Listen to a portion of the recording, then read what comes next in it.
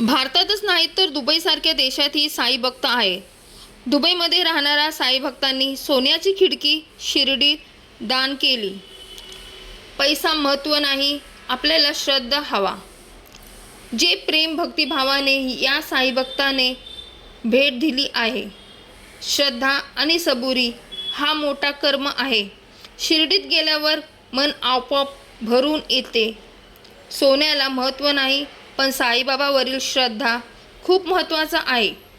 7 समुंदर पारही साईबाबांचे भक्त आहे. शिर्डीचे साईबाबा म्हणतात, श्रद्धा, सबुरी आणि धर्म, जात, देश काहीही असो, पण साईभक्त सर्वांचे आहे.